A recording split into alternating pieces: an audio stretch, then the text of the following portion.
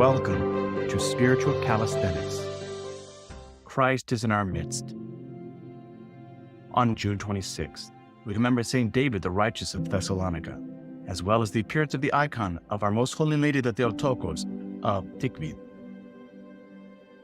Regarding St. David the Righteous of Thessalonika, St. David, who was from Thessalonica, lived a most holy and ascetical life. For some years he took up his dwelling in the branches of an almond tree, exposed to all the elements and extremes of the weather. He reposed in peace during the reign of St. Justinian the Great in the 6th century. The image of God was faithfully preserved in you, O Father, for you took up the cross and followed Christ. By your actions you taught us to look beyond the flesh, for it passes, rather to be concerned about the soul which is immortal. Wherefore, holy David, your soul rejoices with the angels. Regarding the appearance of the icon of our Most Holy Lady the Theotokos of Tikhvin, according to tradition, his icon was painted by St. Luke the Evangelist. It was formerly situated in the famous church of Lacherni in Constantinople. In 1383, it appeared upon the waters of Lake Ladoga, whence it traveled miraculous through the air to the city of Tikhvin. There it remained by the river Tikhvinka, and a monastery was built to shelter the icon. In 1613-14, this monastery miraculously withstood the many attacks of the Swedish invaders. In the early 20th century, it was brought to America and was returned to Russia in 2004.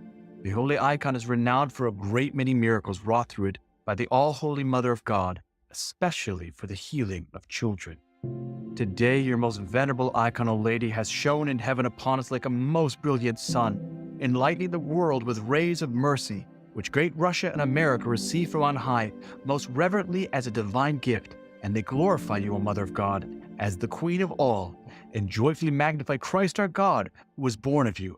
Pray to Christ our Lady, Queen of Theotokos, that he keep all Christians unharmed by all assaults of the enemy, and that he may save them that venerate his divine image, and your pure icon with faith, O Virgin who knew not wedlock.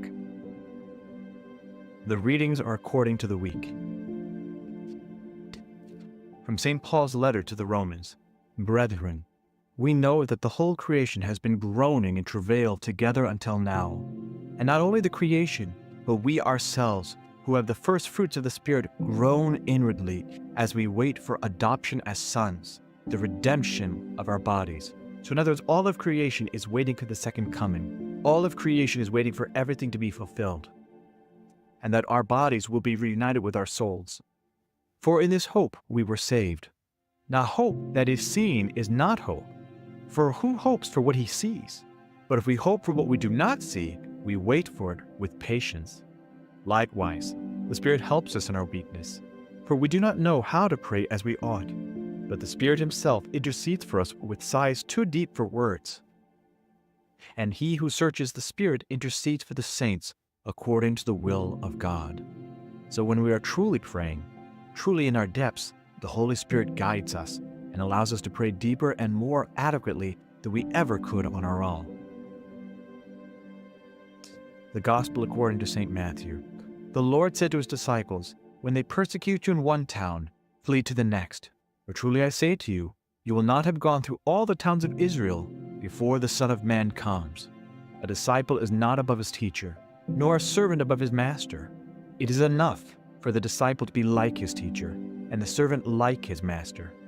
If they have called the master of the house Beelzebul, that is the devil, how much more will they malign those of his household? So have no fear of them, for nothing is covered that will not be revealed, or hidden that will not be known. In other words, everything that we do, both good and evil, will be revealed in the last day, and that if they persecuted Christ, they will persecute us. We do not believe in the idea that by believing in Christ, everything is just going to magically go our way. For we follow Christ crucified and are glorified in suffering.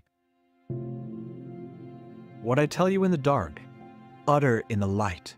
What you hear whispered, proclaim upon the housetop.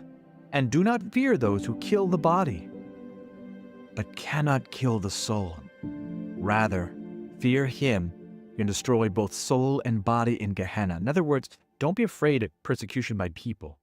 The worst they can do to us is kill us, and that doesn't stop us.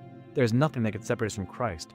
But the evil one, by getting us to submit ourselves to sin, can cause us to separate ourselves from Christ our God, and that would be the destruction of both soul and body. Are not 2 sparrows sold for a penny, and not one of them will fall to the ground without your Father's will? But even the hairs of your head are all numbered. Meaning that God knows so much about you that even the hair on your head is known, every single follicle. He knows everything about you. Fear not, therefore, you are of more value than many sparrows. In other words, you have value. God values you so much that he died on the cross for you.